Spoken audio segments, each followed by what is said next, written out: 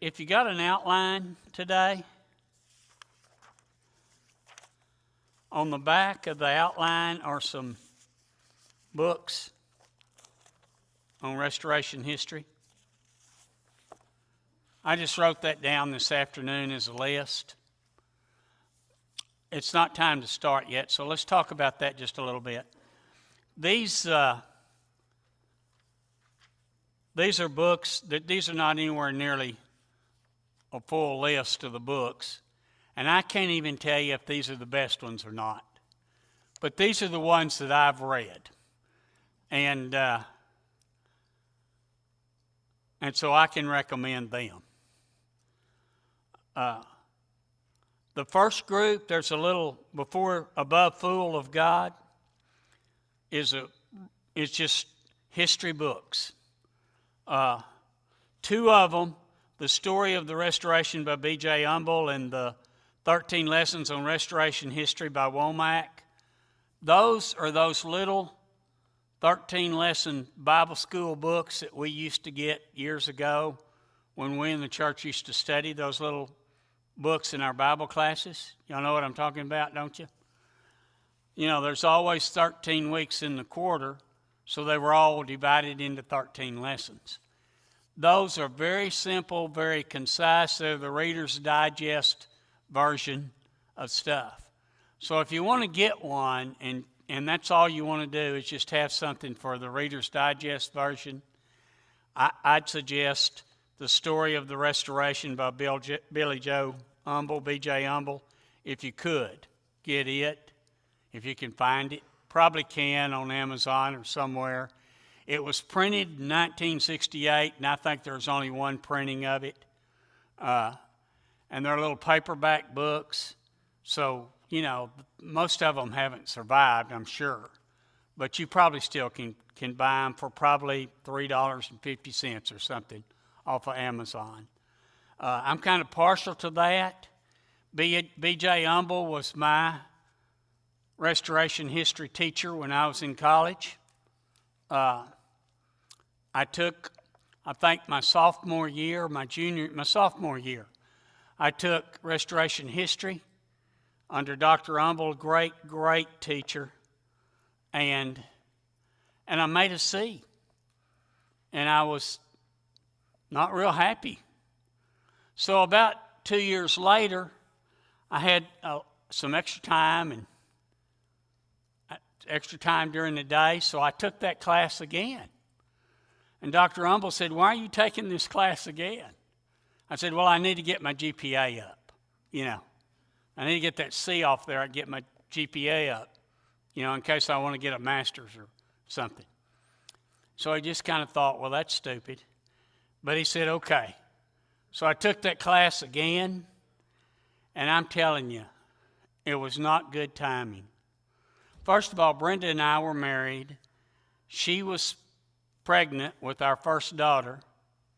I was working about 30 hours a week and still trying to do a bunch of other stuff at college. And so, long story short is, I made another C. And Dr. Humble, in front of the whole class, he said, "Ellington," that's me if y'all don't know. He said, "Ellington, what happened? Why did you make another C?" I said, "Well, Dr. Humble, it's obvious. You weren't any better teacher the second time than you were the first time."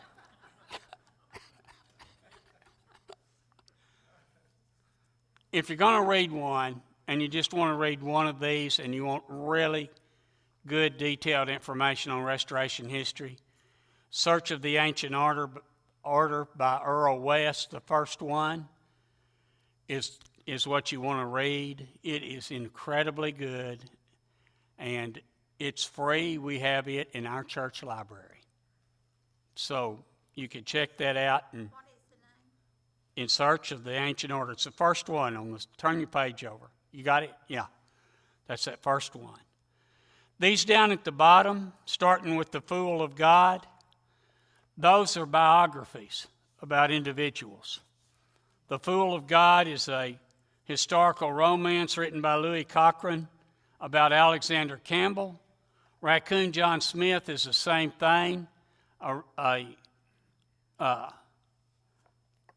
historical romance. It's also written by Lewis Cochrane, and of course it's about Raccoon Smith. Hazard of the Die is about Talbot Fanning. We didn't talk about him much. Man, I wish we'd had time to talk about him. And then the last two have the same title, like Fire and Dry Stubble. They're about Barton W. Stone. B.J. Humble wrote one of them. The other one was written by R.L. Roberts and J.W. Roberts. R.L. Roberts was the curator, the head man of the Library of Restoration History at Abilene Christian, and J.W. Roberts is his brother. He was my first Greek teacher at Abilene Christian. So I'm partial to those guys.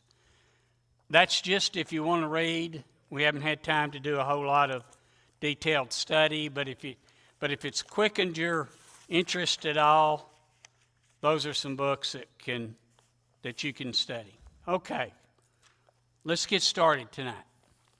This is the last night of our study, and I really do appreciate the way you've listened. If we were doing this for graduate work, graduate credit at a university, all of the things that we've talked about, when we talked about somebody coming to the conclusion that baptism was immersion, and that was the way of baptism, was immersion, and nobody else was teaching it at the time, we would look at the very same verses in the Bible that they looked at. We would have taken time to open the Bible and look at those verses to see where they came from those conclusions. We simply did not have time to do all of that, and honestly, truthfully, I apologize. I wish we'd have had time, because it would have been a much better Bible study had we been able to do that. Okay, I'm not really going to apologize for anything else. We're just going to get started and finish up tonight. The Church of Christ was not in Texas prior to the revolution, the Texas Revolution, the war with Mexico, where Texas won their independence, 1835, 1836. Church of Christ wasn't really in any organized way anywhere in Texas. Texas wasn't a state. Texas, was land that belonged to either Mexico or Spain, for a little while, France. But we'll talk about that. But there were some Anglo-Americans that lived in Texas by at least 1820, and likely some of those were followers of the Stone movement or the Campbell movement, or either just took the Bible themselves and sat down with it only and studied it themselves. But as far as organized churches, there's not any history of that's written down that we know of. Texas, like I said, was land that belonged to both Spain and Mexico, and the laws of each, Spain and Mexico, were very specific in limiting religious activity to Roman Catholicism. And that being the case, all the churches were Catholic that were in the territory. And you were not allowed to worship any other way. So you did not do so publicly. Some people probably did, but not in a public manner, because you get your head chopped off. That's, pretty good reason to be a little more private. But some Anglos were making their way into Texas illegally around 1800. And that's largely because America was moving west. People were going west and trying to get some land. And Spain was not really very active in enforcing the boundaries of the state or of their country. So people were moving in. In 1803, the Louisiana Purchase Treaty was signed, but the boundary was not defined by that either. I guess y'all probably already know this, but the boundary was not really defined until 1821 when the Adams-Dionis Treaty was ratified with Spain. And if you look at the land mass of Texas then, it's all the way to the other side of the Rocky Mountain Range, all the way to Canada. And a little narrow strip on both sides of the Rocky Mountain Range, kind of like a long panhandle, comes down and then moves back to the east and overtakes Texas Panhandle and then Texas down to the Gulf Coast and a lot of New Mexico. That's what Texas was then. So you're talking that much land, and that was where the boundaries were. But people, Anglo-Americans especially, were encouraged to come west. And by the end of that year, Mexico had achieved its independence from Spain. So all of that land that had been Spain's is now Mexico's. And they considered Texas theirs, for sure. Great numbers of Americans began to come to Texas, and the reason they did was because they could get cheap land. They could buy land and get a deed to land, and I'm telling you, it was cheap, very cheap. By 1835, about 30,000 had possessed land in Texas. The most prominent gentleman to encourage Americans to come on down to Texas was Stephen F. Austin. Austin had gone to the government, the Spanish government, and got permission to colonize a portion of Texas. Just like Virginia was colonized by the British, he wanted to colonize that portion of Texas. And Spain was good with that, so they allowed him a deed to do that. And so, actually not him, his father, Moses Austin, was the one who got the deed. And after he got the deed and he started home, he went through some really rough, horrible weather, and he caught consumption, which is essentially pneumonia. And he died from pneumonia. His wife, Mary, encouraged their eldest son, who was Stephen F. Austin, to continue with the dad's dream and do that, take care of that. And so that's what he did. His party, all of those people that he brought, traveled 300 miles to San Antonio in 3 weeks with the intent of reauthorizing his dad's grant.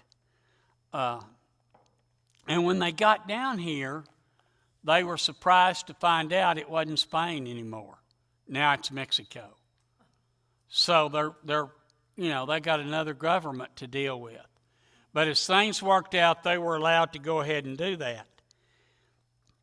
Austin had advertised for the land, and the agreement he had made with Spain was this: a family of 4, husband and wife and 2 children, could buy up to 1,280 acres of land for 12.5 cents an acre. That's how much for 2 acres? 2 bits. 2 acres for 2 bits. 2 bits, 4 bits, 6 bits a dollar. Y'all remember that? 25 cents, you got 2 acres. But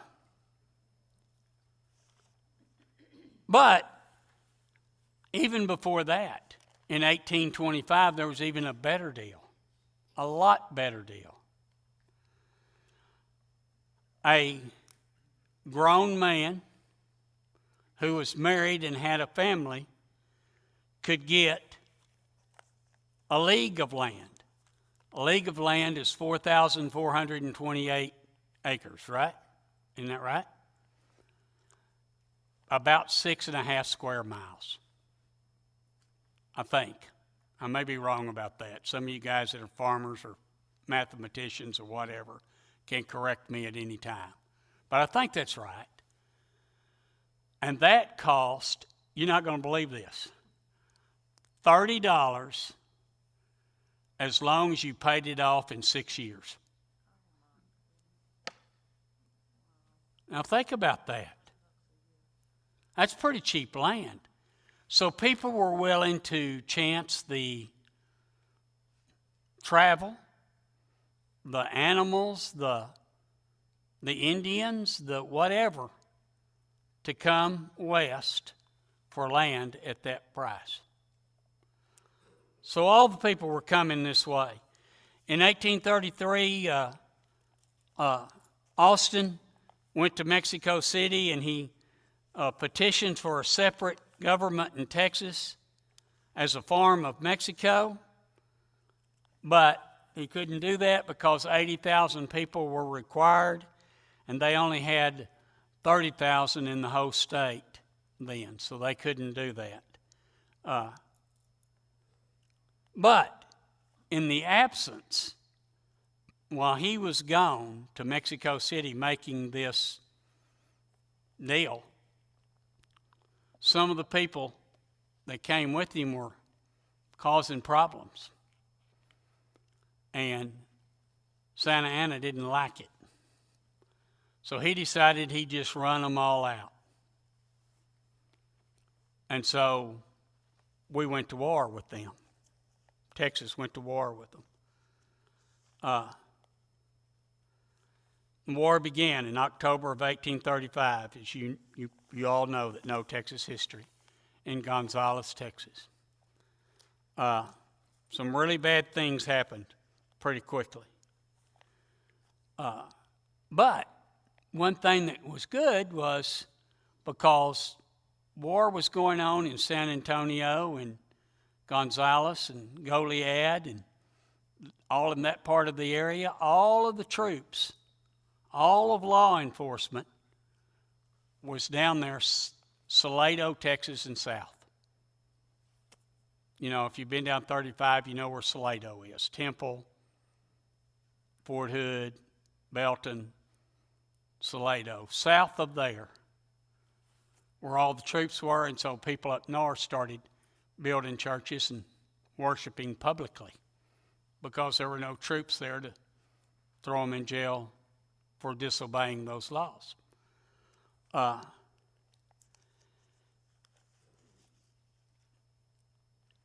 In my mind, it'd be unrealistic to believe that a church might not worship in a more private way together.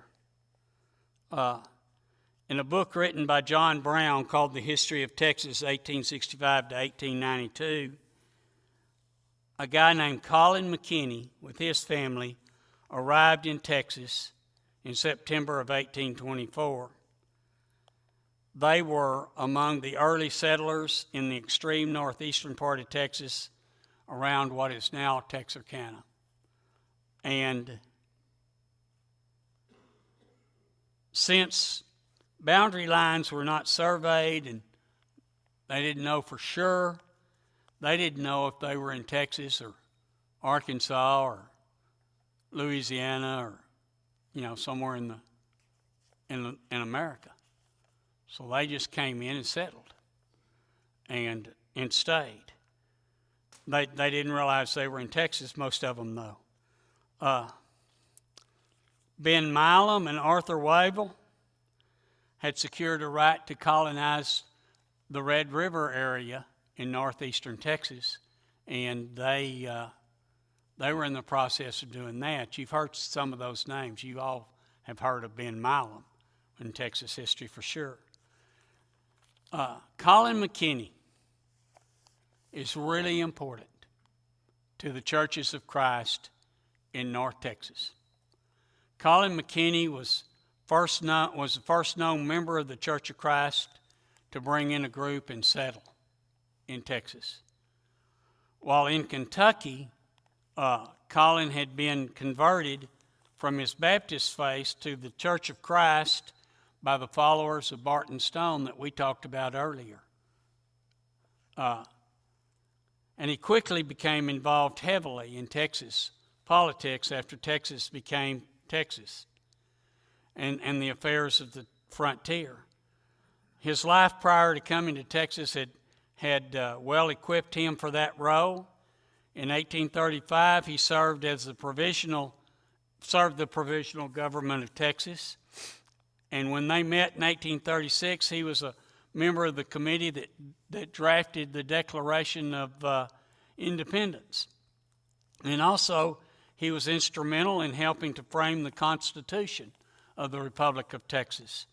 And while he served in Red River County in 4 sessions of Congress, Jewel Matthews points out in one of his books that McKinney had a major role in the division of North Texas counties. He was a surveyor, and he carted off all of the counties in Texas, northeast Texas, in 30-mile squares himself. So he did all of that. But we're not really interested about his politics or what he did for the state of Texas. We're interested about the church. Colin McKinney was one of the most outstanding preachers that this country actually has ever had. He was very active in seeing to it that his family remained active in religious affairs. And they were in Texas about 10 to 12 years ahead of the Church on Wheels, which is what most of if you've lived here all your life, most of your ancestors were probably part of that group. Anyway, prior to the Revolution, McKinney had made no attempt to establish a church publicly because he didn't want to defy the Mexican government. But after the Revolution, he became very public and very well known. Colin McKinney is the guy that McKinney, Texas, and Collin County are named after. Really big name guy in the church.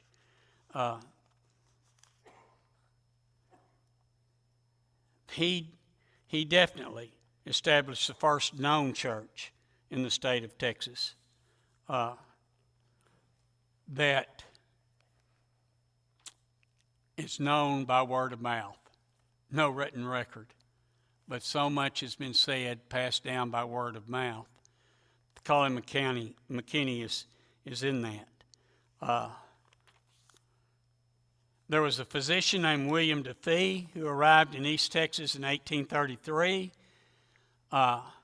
He lived in another colony. He made a very good living, had a very good medical practice, but we're not interested in him as a doctor, but as a preacher as well. And it was customary for preachers in those days to send reports to things like the Millennial Harbinger so the rest of the brotherhood could kind of know what was going on in Texas. He sent those reports, and in those reports he talked about starting a society of Christian believers, probably not a church, probably more of a Bible discussion group type thing, but he was instrumental as well as in spreading the church throughout East Texas. The first Church of Christ that we have a written record of, as far as I know, was established at Fort Clark in what today is Clarksville. Clarksville, is just right up the road from us. Go up to 71 and go out to 37 and then turn left and you're going to run into Clarksville and you're going to be there in less than an hour. I go there 2 or 3 times a month. It's a nice, easy drive. Their first Sunday here was January 17th in 1836. The story of how this group came to be in North Texas is really quite a story. And I've read a lot of different accounts about it myself. They're all incredibly interesting. It was called either the Church on Wheels or the Church of Wagons or Church on Horseback, but mainly it's called the Church on Wheels. And all of the studies say basically the same thing. Some details are different. Now, I wish Laban were here to talk to you about it today, Laban Cisco. Laban could really make that stuff come to life, and she and I had many, many conversations about it, and we even agreed sometimes. But not always, for sure. She gave me some of her files, and I was extremely grateful to have them, but I don't have them anymore. They're in filing cabinets in the elder's office. Really some interesting stuff there. Stephen Eckstein says that when that group set out from northern Alabama to come this way in the fall of 1835, that there were 158 men, women, and children on his wagon train that started that way. Now, I don't know about dates. I don't know that that's right, because that's a full year before they got here. And we know they were here on January 17th in 1836. But that doesn't bother me. I don't worry about those dates and numbers and all that stuff a whole lot. But another account says the Church of Wheels consisted of 40 to 50 wagons with about 300 men, women, children, and a few slaves. The way those are not, that sounds conflicting, but it's not. Because the first group that came from Alabama went into southern Tennessee, kind of right up in the corner of the state, and met up with another group, and the total of all of them together was probably 40 to 50 wagons and 300 men, women, and children. And then they came to Texas. They crossed the Red River at Jonesboro Crossing on the 17th of January or the 16th of January in 1836. And on Sunday, the next day, they stopped. They were led by Linda Spain and Mansell Matthews, and they insisted that Sundays were for worship and rest. And so that's what they did as soon as they got here. They had their first church service, and they rested. And they brought the Church of Christ with them. They were all either members of the Church of Christ or members of the Disciples of Christ, the Christian church. And they brought all of that with them when they came. Just like those people that stepped off the boats in Virginia brought their churches with them. This group brought theirs with them when they settled in northeast Texas. Matthews and Despain recruited families from Matthews' hometown in northern Alabama, and they set out in hopes to obtain some of that promised land in a very literal sense. I don't know sure exactly how they became aware of it. I know that Austin had advertised, and I know that word of mouth was probably even a bigger way that they got wind of it. But they got that many people together, and they came to Texas. And this wasn't long. When they started out, it wasn't long before the fighting began of the Revolution. And by the time they got here, fighting was already taking place. They set out from Waterloo, Alabama, which is located in the corner where Mississippi, Alabama, and Tennessee connect. And then at the Tennessee River, and then they went into Tennessee and met that other group and set out for Texas. An interesting thing about them is there was a fellow named David Crockett. He'd been a congressman in Tennessee, but he had just lost a re-election bid to Congress, to the first real political machine in the history of our country, the Jacksonian machine. And Jackson was the first guy who became president, who also encouraged the certain members of Congress and certain members in the Senate to be elected in his party. So as a party, they became a powerful group. And David Crockett was defeated. He was not one of them. But their guy beat him. So he also was friends with a bunch of these guys that were fighting for Texas independence. He had been friends with Ben Milam. He'd been friends with Bowie. He'd been friends with Travis. He was close friends with Austin and very good friend of Sam Houston's.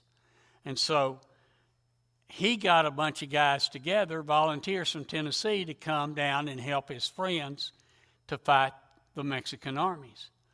But he found out about this wagon train that was coming, and so he agreed to come with them, and he served as their scout, but not for very long, because they always stopped on Sunday to worship and rest, and David Crockett and his guys didn't have time for either one, worship or rest. They were in a hurry, and so they came on ahead.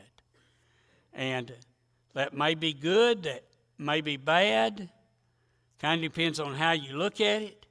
David Crockett had gained some fame from his political adventures and his frontiersmanship, but he became really famous when he died at the Alamo.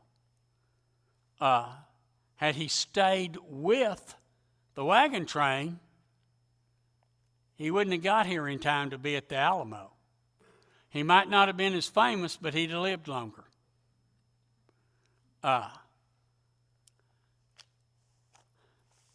He didn't get here in time for the battle at San Jacinto. David Crockett had a son named David, who later became the sheriff of Cimarron, New Mexico. Cimarron, as you probably remember, was on the Santa Fe Trail. Cimarron is featured in a lot of Western movies, old Western movies. It's the same Cimarron. As a matter of fact, how many of you have been through Cimarron? How many of you go into Red River or Angel Fire or some of those places go through Cimarron? In Cimarron, they have a St. James Hotel. Have y'all been there? Pretty neat place. You go to the St. James Hotel, you can belly up to the bar right where Wyatt Earp did, right where Doc Holliday did, right where outlaws like Blackjack Ketchum, the very same tables, all of that stuff is there.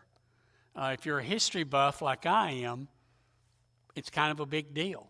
If you're not, you probably didn't think much of it. But anyway, you can go there. Well, he was the sheriff. This David Crockett's son, David, was the sheriff of Cimarron. And he married a young lady named Danley. And the Danleys were staunch members of the Church of Christ. The Danley who married Crockett was my mother's great aunt. And my mother's dad was the sheriff of Alamogordo, New Mexico in 1930. His name was Lon Danley, William Alonzo Danley, my grandfather. And they were very staunch members of the Church of Christ. On the first Sunday after the wagon train arrived at Fort Clark, they met and had services, and Matthews is likely the one that preached that day. They spent the winter there, meeting together each Sunday, and even built a little building that they met in, a little church building that they met in. And it was the first established Church of Christ written record in the state of Texas, right there at Fort Clark in Clarksville. It's interesting stuff to me. But they could do that because they didn't have any fear of the Mexican government because, like I said, all the soldiers were down south. The church stayed there over the winter under the direction of Lynn Despain because Mansell Matthews took most of the men that were on that wagon train and they left immediately to go join up with Houston's army to defend Texas. And like I told you, he was friends with all these guys. The day before they got to San Jacinto, Sam Houston's men surprised Santa Anna's army in broad daylight because of one of the greatest military blunders that's ever happened in the history of battles. When Santa Anna allowed his men who were on lookout to siesta with everybody else. And Sam Houston and his guys knew it. And when they got good and sleepy and went to sleep, they attacked them. I don't know if you realize this or not, you probably do. The Battle of San Jacinto was 18 minutes. 18 minutes. It's pretty easy to defeat an army that's sound asleep. And they did. Historical accounts say that the battle lasted 18 minutes. 30 of Sam Houston's men died on the battlefield at San Jacinto. 30. 700 of Santa Anna's men died in that battle.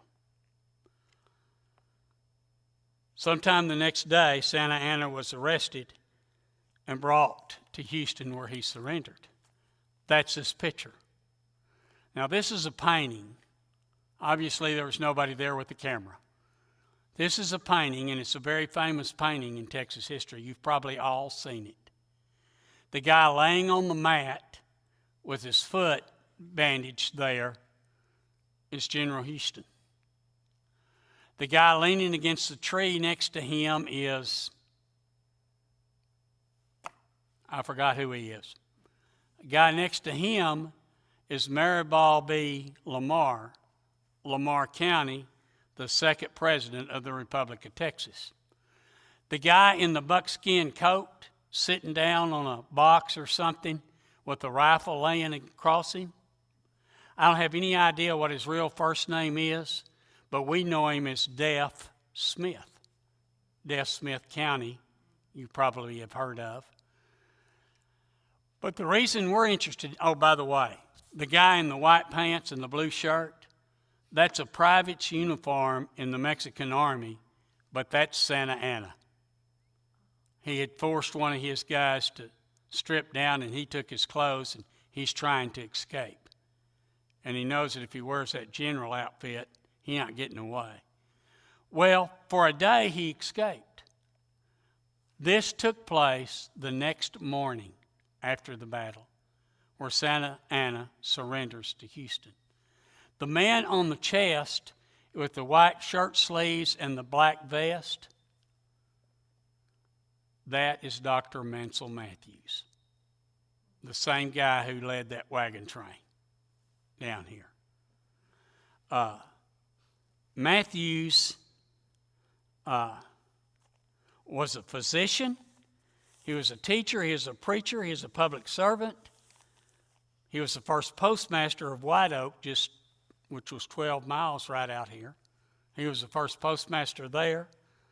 He and his brother Robert established a church at Tarrant. That old church there at Tarrant moved into Sulphur Springs.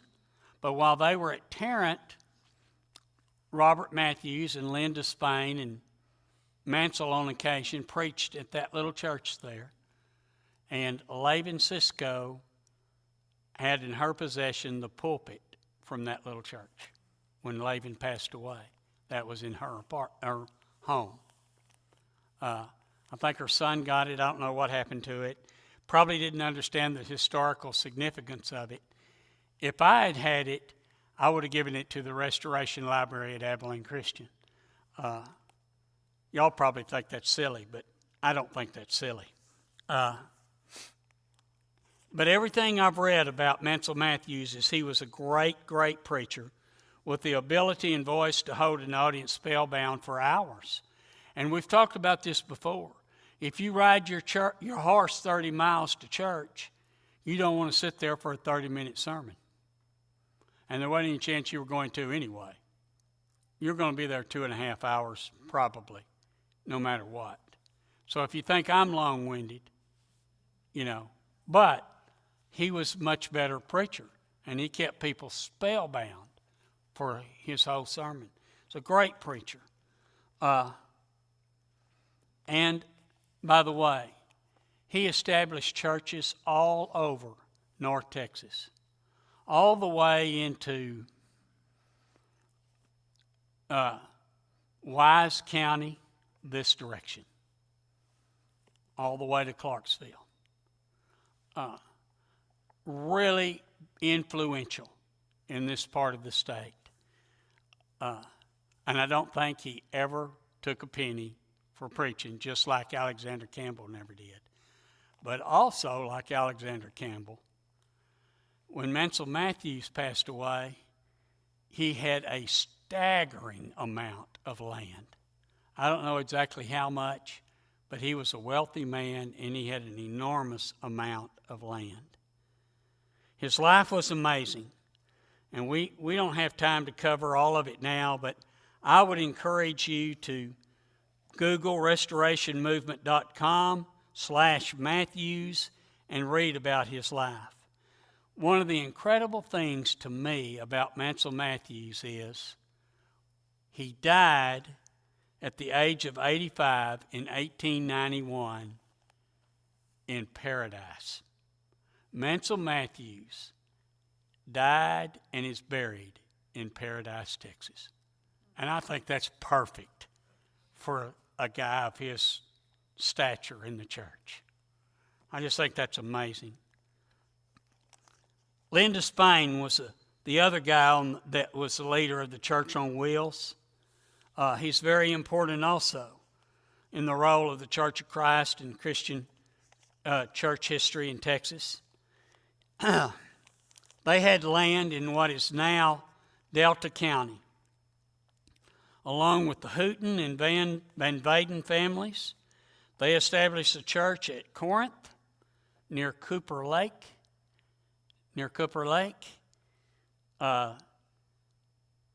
That community later became known as Adran, after Addison and Randolph Clark. It is right out there, right by Aguilar Cemetery today. We'll talk about the Clarks here in a few minutes. Some of the descendants of that church are members here. Any of y'all know that you have members that were a Despain or a Matthews or any of that? Bill Grant was telling me about, I don't know if it was a great-great-aunt or a great-aunt or great-grandmother or somebody that was a Matthews, from the Matthews family with Robert and Mansell. And there's more here too, I know, in this church that are descendants of those families. The Despains were descendants of Benjamin Lynn. Man, he's a whole different story. Benjamin Lynn was a man that was very well educated at a time when not very many people were. People just didn't go to school. But he was very well educated. He could speak 7 Indian languages, Native American Indian languages. And he was a tremendous scout because if he ran into a group of them, he could talk to them. And they trusted him, and he trusted them. And so he became very valuable in that way. He was a frontiersman deluxe. But he could read, and he read the Bible. And he was the first of all of those people in the family that could. And they would gather around in just large groups by a kerosene lamp or a fireplace in the evenings where there was enough light to read, and he'd read them the Bible. So he also was very important. Interesting thing about him, when he began to read the Bible, he heard about Barton Stone and those guys in Kentucky and what they were doing and what they were teaching. And he rode 85 miles on horseback to be baptized by Barton Warren Stone. That's a pretty big deal. To me, that's a pretty big deal. So, let's talk a little bit about the Clarks. Addison and Randolph Clark had a dad named Joseph. He's another one of those guys that you should Google. Restoration Movement Clark, Joseph Clark. Joseph Clark was an educator. He was a physician, he was a lawyer, and he was an educator. And he had children and grandchildren, 3 or 4 generations, even to today, that are outstanding educators all over Texas and really all over the United States. One of his direct descendants is a gentleman that's named Clark that teaches calculus at Stanford today. He has a grandson, I believe, that was a physician at Iowa Park, Brent. He has other people, sons, that were like, one of them I think was superintendent at Stephenville. I think that Randolph Clark, I'm pretty sure Randolph Clark is buried in Stephenville, Randy, today. And a bunch of them are. Addison and Randolph Clark started a little school. You know, most schools in those days were divided, girls' schools and boys' schools. They started a school right out here by Cooper Lake for boys and girls.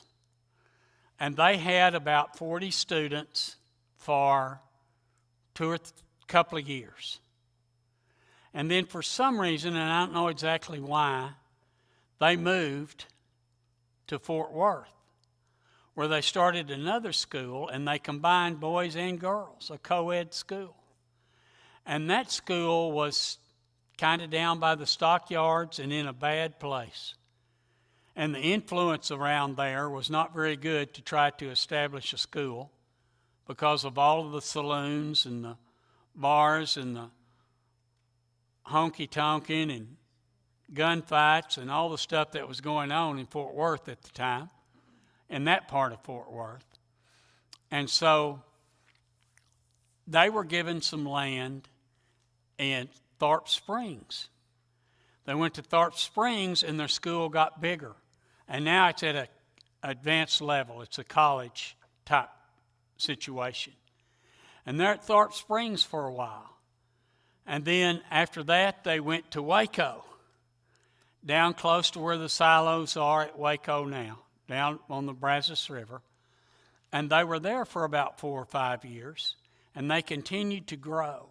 And their school was very well known, not only throughout Texas, but all over the southern states as being an outstanding school. They were great educators. And they were very well known for being very good people, teaching great morals, and they also taught Bible. They then moved from there. Some guy came down from Fort Worth and said, hey, we've got great land that we will give you. We will build you a building. We'll actually build you dormitories along with your building. We'll build you a cafeteria. We'll build you classrooms and dormitories. And we'll help you add to your staff. We want to have one of the greatest schools in the United States.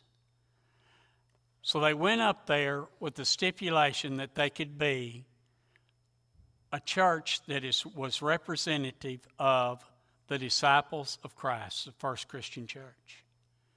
Today, that school is Texas Christian University. Is that not astounding? The very first school that Addison and Randolph Clark had was right out here southwest of Cooper Lake. Today, it's Texas Christian University. That's astounding to me. It's fascinating. I love it. I love those stories. When we talked a little bit earlier about Benjamin Lynn, he's important to us for another reason. And that reason being that the Lynn family moved to Waterloo, Alabama, where they met and converted the Matthews family before they ever got on those wagon trains and started this way. Then the Matthews and the Despains and the McKinneys and others came to Texas and began to evangelize. And their influence in the Restoration churches is still felt today in Hopkins County and Delta County, Lamar counties, Rockwall and Wise counties. They still have a tremendous influence on the churches today, even though hardly anybody even knows their name, you know. But their descendants are the people that became the church leaders and built all these churches. Those guys that went on the wagon train and went to San Jacinto, they were paid $24 and Hopkins and Delta County. Their payment was land in Hopkins and Delta County. Brenda and I live on 3 acres just north of town that one time belonged to Mansell Matthews. And, you know, that doesn't mean anything to anybody that lives out there on that street but Buddy Wiggins. He's the only one that cares one way or the other. But I'm kind of proud of it. I like the fact that literally my boots are on the same soil that his were over and over and over. I want to end this study by reading you a quote. And that quote is from Stephen Eckstein, Jr. in his book, The History of the Churches of Christ in Texas, which, by the way, I didn't put on that list, but we have a copy of it in the library as well, at least one copy, if you want to read that. But be real careful with it. I mean, it literally will come apart in your hands easily. It's old and not very well bound. And anyway, read it, just be careful with it. Here's his quote. Only a few dozen members of the Churches of Christ were among the energetic, enterprising Anglo-American frontiersmen who by the Revolution had wrested a vast and potentially wealthy country from the hands that had so long held it dormant, and opened the gates to the tidal wave of their western moving kinsmen. However, many adherents from Tennessee, a stronghold of the followers of Campbell Stone, soon migrated to the infant republic. This influx of disciples ensured the rapid growth of the churches of Christ so that they became the prominent religious body in northeast and northern Texas within the first decade of their putting their feet in this country. And I think that's just really interesting to me. I also want to tell you that I wish that we had had time to be a little more detailed. I wish we'd had time to spend a little bit more time in Bible, but we just weren't going to get it covered if we did. And I hope you enjoyed the study. I have no idea what's planned in here next Wednesday night. I know our quarter is over, and I'm sure whatever's next will be outstanding. And thank you very much for your attention. Y'all have been great. None of you have gone to sleep, and I really appreciate that so much. Thank y'all. We're done. Thank you, Dave.